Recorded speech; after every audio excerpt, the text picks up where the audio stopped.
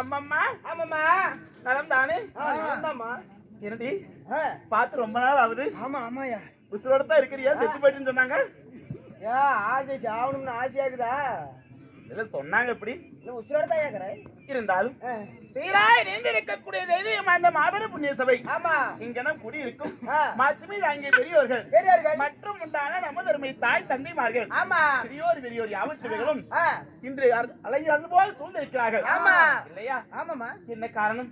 என்ன காரணம்? நாட்டுக்கு நாடு மகாநாடு. மகாநாடு பேரும் பெருமையும் வாங்கிட்டேன். அழகு திரு பொன்னா நாடு. சுண்டமேற்று கரையில் இருக்கக்கூடிய கோசேரிப்பட்டி ஆமா பச்சியம்மன் கோவில் தலம் என்றால் நம்மை போன்ற நாடு நடிகரை வாழ வைக்கக்கூடிய புண்ணிய பூமி. ஆமா. இந்த புண்ணிய பூமியிலே அகிலாண்ட கோடி பிரம்மாண்ட ஆதிசக்தி பச்சியனுடைய திருவிழாவை முன்னிட்டு பெரிய கரை. ஆமா இல்லையா? ஆமா. இந்த கோவிலை சேர்ந்த பெரிய கரைக்காரெல்லாம் ஒற்றுமையாக சேர்ந்து இந்த அம்மனுக்காக, அதாவது ஆனி மாதம் ஆமா ஒரு நன்னாளிலே இந்த அம்மனுக்காக பூச்சுட்டி பொங்கல் வைத்து திருவிழாவை பெருவிழாவாக கொண்டாடி சீரும் சிறப்போடு நாடகம் வைத்து கண்டுகளித்துக் கொண்டிருக்கிறார்கள். அப்படி நாடகம் வைத்திட்ட நல்ல உள்ளங்களும் நாடகத்தை காண வந்திருக்கக்கூடிய சுற்று வட்டார நமது ரசிக பொதுமக்கள் யாவற்றைய குடும்பமும் இந்த அம்மனுடைய அருள் ஆசையோடு நோயற்ற வாழ்வு, குறைவே இல்லாத செல்வத்தை அள்ளி அள்ளி கொடுத்து நம்ம எவ்வளவுதான் காசு பணம் சொத்து சம்பாதிச்சாலும் ஆனா அந்த காசு பணம் நாளைக்கு நமக்கு வந்து உதவு போறது கிடையாது. ஆமா. இந்த அம்மனுடைய அருளும் ஆசையும் இருந்தா நம்ம நீண்ட நெடிய வாழ்வு வாழலாம். அப்படிப்பட்ட நீண்ட ஆயுளையும் வேண்டிய செல்வாக்கையும் இந்த பச்சையும் அள்ளி அள்ளி உங்களுக்கு எல்லோருக்கும் கொடுத்து என்றும் தாங்கள் சுகமாக வாழ வேண்டும் என்று சொல்லி எங்களுடைய நாடக சபா சார்பாக அந்த எல்லாம் வல்ல பச்சைமனை வேண்டிக் கொண்டு உங்கள் எல்லோருக்கும் சிறியவனாகிய என்னுடைய பணிவான முதல்க நன்றி அந்த வணக்கங்களை சமர்ப்பிக்கிறது. வணக்கம். எல்லாம் நல்லா இருக்கு. அப்படி இருந்தாலும் இப்பெரும் சபையில நிலை நான் வந்திருக்கும்படியா நான் யார், பெயரானது என்ன, இந்த அரங்கேற்றம் செய்திருக்கும் நாடகம் என்னன்னு தெரியுமாடி? தெரியுமா? பார்க்கலாம் பலம் கொண்ட பாரதத்தில் கேட்கலாம் கீர்த்தியுள்ள ஸ்ரீ ராமாயணத்தில். அந்த ராமாயணம் என்றால் சாமானியம் அல்ல. ஆமாமா இல்லையா? ஆமா. இந்த ராமாயணம் என்பதை கேட்டாலோ அத பாடலை பாடும்போது நம் காதினால் சுவைத்தாலோ நமக்கு 7 ஜென்மத்தில் செய்த பாவனை எல்லாம் தீரும் என்பது ராமாயணத்துடைய ஐதீகம். அதனால இந்த ராமாயணத்தை படிச்சுட்டு பார்க்க கூடாது, கேட்கவும் கூடாது. ஆமா. அப்படிப்பட்ட ஒரு நாடகம். அந்த ராமாயணத்தில் இன்று நடக்க போவதோ முதல் அத்தியாயம். அந்த ராமர், லட்சுமணர், பரதன், சத்ருகனன் என்று சொல்லக்கூடிய 4 தெய்வங்கள் எப்படி பிறக்கிறார்கள், அவர் எதனால் இந்த பூ உலகில் ஜனனமாகிறார்கள், என்ன காரணம் என்பதற்காக இன்று நடக்கக்கூடிய நாடகமும் குருபுத்திரன் வதை. குருபுத்திரன் வதை. ஆமா. இல்லையனே ராமர் லட்சுமணர் பிறப்பு. ராமர் லட்சுமணர் பிறப்பு என்னும் நாடகத்தை அரங்கேற்றம் செய்திருந்தால் அம்மம்மா நாடகத்தில் நான் வந்திருக்க முடியாது. என்ன பார்த்தா உனக்கு யாருன்னு தெரிகிறது? நீ யாரு? நீ யாருன்னு பாப்பா. யாரு பாப்பா ஒவ்வொன்னா சொல்லுமா? சொல்லட்டுமா?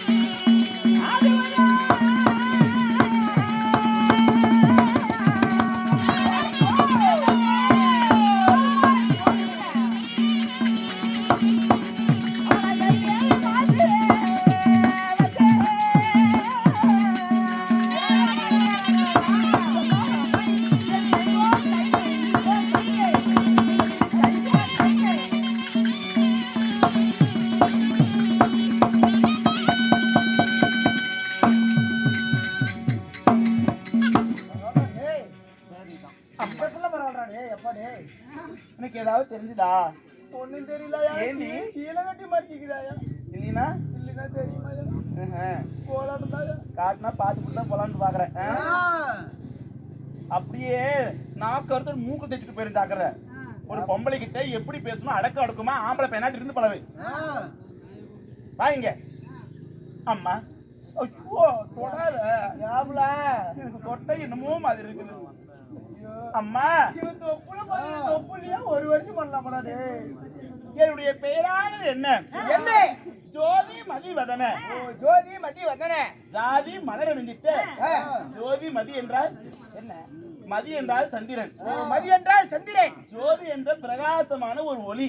பிரகாசமான ஒளி. ஆமா. சரி. அந்த சந்திரனுடைய ஒளியை ஒத்த காரணத்தினால் எனக்கு ஜோதி மதிவதன ஜாதி மலர் அணிந்த என் பெயரோ மங்கை கைகேயி. மங்கை கைகேயி. கைகையா?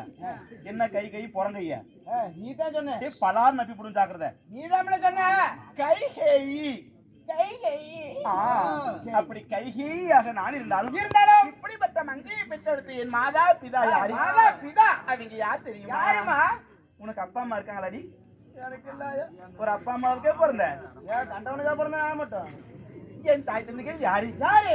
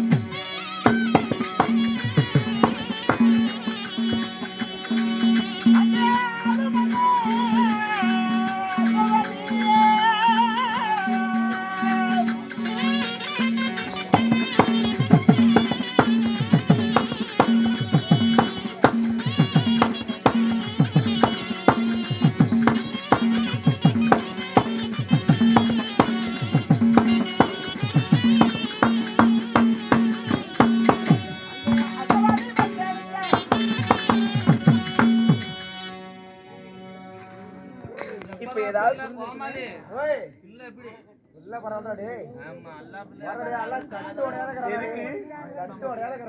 எதுக்கு பரவாயில்லைங்கிறீங்க?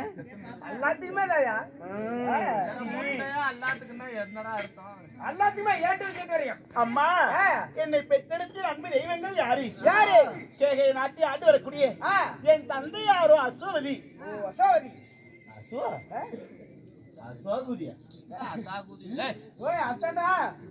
எங்க அப்பா அம்மாவை பத்தி பேசுவாங்க.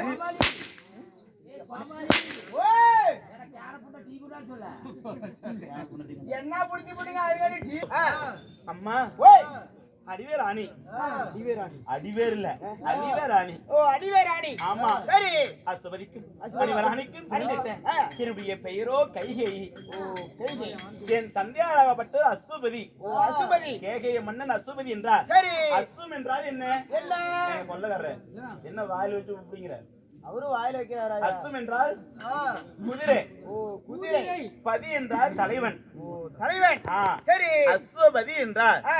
குதிரைகளுக்கெல்லாம் வைத்து ஆளக்கூடிய ஒரு தலைவன் என்ற அர்த்தம் எங்க அப்பாவுக்கு ஆ. குதிரையுடைய அச்சரங்கள் அனைத்துமே தெரியும் குதிரைகளோட அச்சரம் குதிரையை பத்தி அதோட மொழி என்ன முகாவசியம் என்ன ஆ. அனைத்துமே அறிந்தவர் என் அப்பா சரி எந்த போருக்கு எந்த புறவையை செலுத்தினால் நமக்கு வெற்றி கிடைக்கும் ஆ. அனைத்து சுனிகளையும் கண்டறிந்தவர் ஆ. என்னுடைய தந்தையாகப்பட்ட அசுபதி சரி. அதனால ஆ. சின்னஞ்சிறு வயதில் என் தாய்க்கும் தந்தைக்கும் குழந்தை இல்லாத காரணத்தினால் ஆ. என் தாயாரும் தந்தையாரும் சிவனை நோக்கி கடுமையான தவம் செய்தார்கள் சரி. அந்த தவத்தின் தவா பலனாக ஆ. அம்மா ஆ. அழகான பெண் குழந்தையாய் நானே பிறந்தேனடி சரிவா சிவனுடைய கைகரத்தால் பிறந்த காரணத்தில் எனக்கு கைகேயி என்று பெயர் வைத்தார் என் தாய் தந்தையர்கள் சரி. அப்படி கைகேயி என்று பெயர் வைத்து நான் ஒரு மேனி பொழுதொரு வண்ணமாக ஆ. எனக்கு சின்னஞ்சிறு வயதிலே இருந்து ஆ. எனக்கு ரதம் செலுத்தக்கூடிய திறமையே அப்பா சொல்லி கொடுத்தார் ரத்தம் செலுத்தக்கூடிய திறம் புலிக்கு பிறந்தது பூனை ஆகுமா அது எப்படிமா என் தந்தையார் அஸ்வத்தை பற்றி தெரிந்திருந்தார் ஆ. மகள் எனக்கு சொல்லிக் கொடுக்காமலா இருப்பார் ஆமா அப்படி என்று சொல்லி ஆ. அந்த குதிரையினுடைய சாஸ்திரம் அனைத்துமே என் தந்தையார் எனக்கு சொல்லிக் கொடுத்தார் சரி ஒரு புறவையை எப்படி செலுத்தணும் ஆ. எப்படி லகான் பிடிக்க வேண்டும் ஆ. எப்படி ஒரு புறவையை ஓட்ட வேண்டும் ஆ. அப்படி என்று சொல்லி ஆ. அனைத்துமே சொல்லிக் கொடுத்தார் என் தந்தையார் சரி. சின்னஞ்சிறு வயதிலேயே ஆ. அனைத்தையும் கற்று வந்து ஆ. எனக்கு நாலொரு மேனை பொழுதுருமாக வளர்த்து வாரிசு செய்து சரி. எனக்கு 16 இருந்த பருவமங்கை ஆன உடனே உடனே அம்மா ஓய் என்னையும் காலா வளர்த்து எனக்கு கல்யாணம் செய்து வைத்தாரடி உனக்கும் கல்யாணம் ஆயிடுச்சா ஏன் என்ன பார்த்தா பொம்பளை தெரியலையே என்ன கல்யாணம் பண்ணிட்டு என்ன பண்ணுவ என் மன்னவர் கட்டியத்தால் எனக்கு மார் நிறைய தொங்கும் சரி. என் கணவர் கட்டியத்தால் எனக்கு கருத்து ரொம்ப தொங்கும் சரி. என் புண்ணியர் கட்டியத்தாலி குண்டவரையும் தொங்க பூமி வரைக்கும் தொங்குதான்னு கேள்றா அட பூமி வரைக்கும் அட பூமி வரைக்குமா சரி சரி நான் வாயில நான் அதையே வச்சு அடுத்து கட்டிட்டோம் வாயா எப்ப பார்த்தாலும் இதையே பேசி என்னத்தான் நீ பிறந்தப்ப ஊத்துறாங்க சரியில்லைங்கிறேன் பொம்பளைக்கு இப்படிதான் பேசுறது நான் ஒரு ஆம்பளை ஏன் பொம்பளைக்கு இல்லையா இருக்கும் எல்லாம் தான் இருக்கும் அம்மா ஓய் அப்படி என்னை 16 பருவமங்கை ஆனவுடனே எனக்கு கல்யாணம் செய்து வைத்தார் என்று சொன்னேன் சரி. யாருக்கு மனம் சுற்றினார்கள் யாருக்கு மனம் சுட்டினாரு யாரையும் மாய மனம் சுடினேன் யாருமா அம்மா ஓய் சக்கரவர்த்திகள் 7 பேரு ஓ சக்கரவர்த்திகள் 7 பேரு ஆமா சரி. அந்த 7 சக்கரவர்த்திகளா சக்கரவர்த்திங்கன்னா என்ன சேவிங் பண்றதுக்கா சக்கரவர்த்தி அப்படின்னு நீ நான் சக்கரவர்த்திகள் சரி. சக்கரவர்த்திகள் 7 பேரிலே ஆ. அயோத்திமா நகரத்தை குடையே அயோத்திமா நகரத்தை ஆண்டு வரக்கூடிய ஆ. கொற்றவராகிய ஆ. தசரத சக்கரவர்த்தியையே நான் மாலையிட்டவள் தசரத சக்கரவர்த்தி அம்மா சரிமா அப்படி தசரத சக்கரவர்த்தியை மாலையிட்டு ஆ. அம்மா ஓய் எனக்கு என்னடி குறை என்ன குறை ஒரு நாடாளும் மன்னனுக்கு மகளாய் பிறந்தேன் ஆ. சீரும் சிறப்போடு என் தாய் தந்தையை வளர்த்து வாலிவும் செய்தார் சரி அதன் பிறகு ஒரு நாடாளக்கூடிய சக்கரவர்த்திக்கு என்னை கல்யாணமும் செய்து வைத்தார் சரி எனக்கு ஆஸ்தியில் குறைவா அந்தஸ்து குறைவா சொத்தில் குறைவா சுகத்திலே குறைவா இன்னும் எதுலமா குறை அது ஒரு குறையுமே இல்லாத இந்த கையை ஆ. ஒரே ஒரு குறையை நினைத்து விட்டார் ஆ. அம்மா ஓய் என் உள்ளமாக பட்டது கல்லடி பட்ட கண்ணாடி எப்படி நொறுங்குமோ ஆ. அதுபோல என் உள்ளமே நொறுங்குகிறதே கண்ணம்மா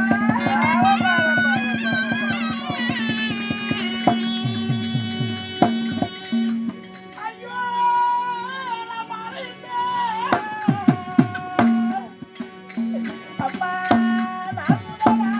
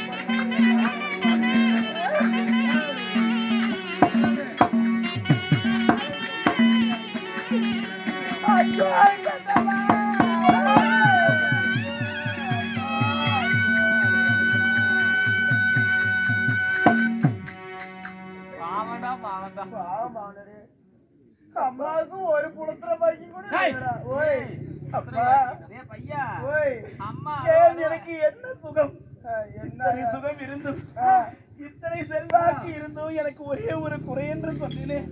அப்படிப்பட்ட குறை எனக்கு என்ன தெரியுமா? என்ன ஓய் கல்யாணம் செய்து மன்னவனோடு சுகபோகமாக இல்லறம் நல்லறமாக நான் வாழ்ந்து அம்மா மாலையிட்ட நாள் முதலா எனக்கு ஒரு மைந்தன் சுகம் இல்லாத பாவி ஆகிட்டு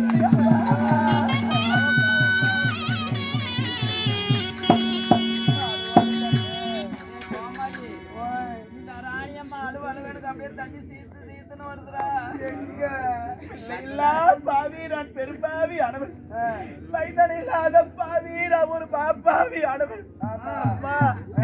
நான் யாருக்கு என்ன பாவம் செய்தேன், யாருக்கு என்னடைய அப்படி ஒரு தீங்கு செய்திருப்பேன். சரி கல்யாணம் செய்த நாள் முதலா ஒரு குழந்தை பாக்கியம் இல்லாத காரணத்தினால் என்னை போல பெண்கள்லாம் என்னை பார்த்து சிரித்து என்னை பரிகாசம் பேசுகிறார்கள். என்னை எள்ளி நகைத்து ஏறிடம் பேசும் பொழுது என் உள்ளமாகப்பட்டது எனக்கு எப்படி இருக்கிறது தெரியுமா? என் அங்கத்தை ஈட்டியால் இருபலவாய் பிறந்தது போல இருக்கிறது.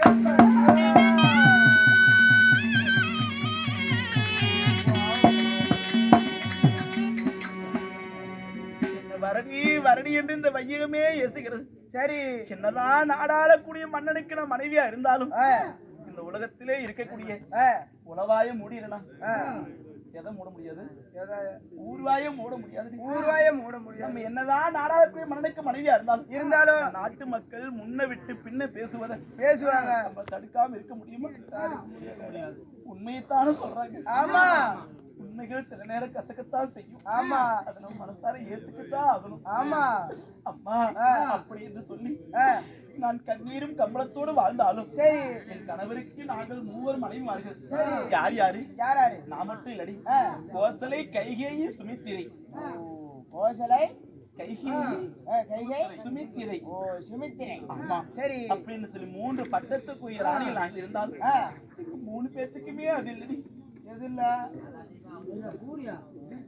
குழந்தைடி எடி நான் என் சோகத்தை சொல்லிட்டு எப்படி பல்ல கஞ்சி தெரியுது குழந்தை பாக்கி அப்படி பிள்ளை இல்லாத காரணத்தினா நாங்கள் மூவரும் என் கணவனுக்கு குழந்தைகள் சரி எங்கள் மூவருக்கு என்னுடைய மன்னவர் குழந்தை என்று சொல்லி ஒருவருக்கு ஒரு விட்டு கொடுக்காம நாங்கள் வாழ்ந்து வர்றோம் சரி இருந்தாலும் காலை எழுவோம் காலை கண்ணை முடிப்போம் சரி என் மன்னவருடைய திருப்பாத்தை காண்பது வழக்கம் சரி நான் மட்டும் போனால் போகுமா போதாதாயா என்னுடைய தங்கை மார்கள் கோசலை சுமித்திரை இருக்கிறார்கள் அவர்களையும் நடித்துக் கொண்டு வாடி அப்படியே ஆகட்டுமா நான் எல்லாம் உங்ககிட்ட சொல்லிட்டு அழுதுன்னு சொல்லி என் தங்கைகளிடத்துல சொல்லாதடி என் கணவர்கிட்டையும் சொல்லாதடி அவங்க ரொம்ப மனசு சரிமா